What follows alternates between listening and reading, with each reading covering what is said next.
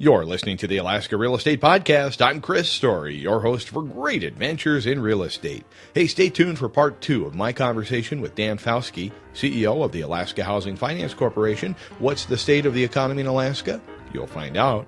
By the way, the Alaska Association of Realtors leadership team, they're winging their way back to Washington, D.C. to stand tall and defend your private property rights and that of your clients. So stay tuned here to the podcast for all the details upon their return. Alaska Real Estate Podcast made possible in part thanks to the team at Alaska USA Title Agency. When it comes to closing your transaction, caring for your clients and needs, and understanding how important timing is in every deal, Alaska USA Title Agency is there for you and your clients. Find out why so many people are turning to Alaska USA Title Agency. They're online at akusatitle.com. Welcome back to the show, please. Dan Fauske. Talk about, I guess, where you see Alaska in general from an economic perspective, if you would.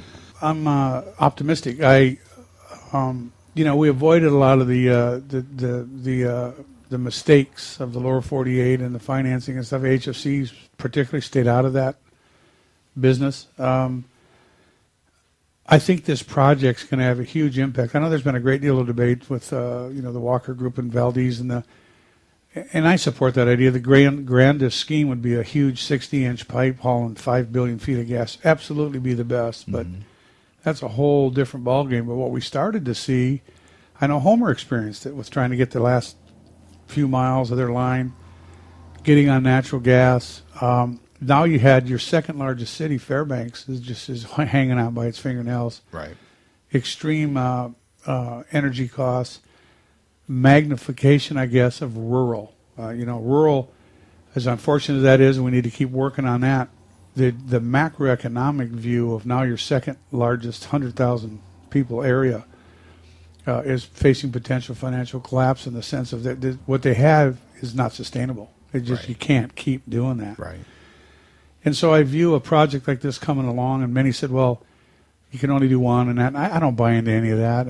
I said at the luncheon today, if you look at a map, or if you remember those body maps we'd get in biology class in high school, and it showed the vein system of the body, that's what the pipeline system looks like in the lower 48. I modeled for one of those one time. Well, I thought I recognized something in you when I walked in. But this whole argument was, what I'm most proud of is that we've taken a step forward.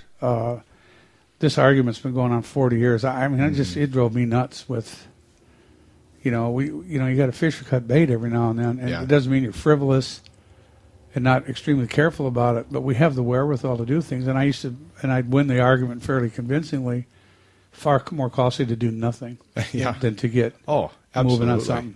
Absolutely. That's a great way to look at it. Great way. So the economic future for Alaska, optimistic, and housing seems to be stable and strong. Yep, it is. I'm very optimistic. I hope Senate Bill 21, the production tax, very controversial issue, but I believe in the theory. I do believe in the theory. I know I can understand people's hesitancy. They wanted to see more guarantees from the industry. That's just kind of not how they operate, and I say that. When I was with the North Slope Borough for many years, I was the head finance guy, but that made you the head tax guy. And so our tax base was Prudhoe Bay. And so I've dealt, along with Mr. Bullard here sitting with me, a lot of work with the industry. And I believed in the governor. His push on it was that we need to get more pipe in that pipeline. Oil is gold. Oil is king. Gas, in this particular vein, is security for the citizens of the state. Would a nice, huge line pumping those billions be nice someday? Absolutely. But it's never going to put into the state coffers what oil does. And so I think you have to have a mix of both. And for me, increasing that production down that pipeline, which increases those AVs, assessed values, all up and down the line, strengthens the state's treasury, and the gas line helps protect the underlying economy. Because if you run out of energy, it's just... What economy? What economy? It's just going to be absolute chaos if something like that happens. So I like where we're going. We're going to get there, and I think it's just another step in the economy. The future of the state, I'm real optimistic about it.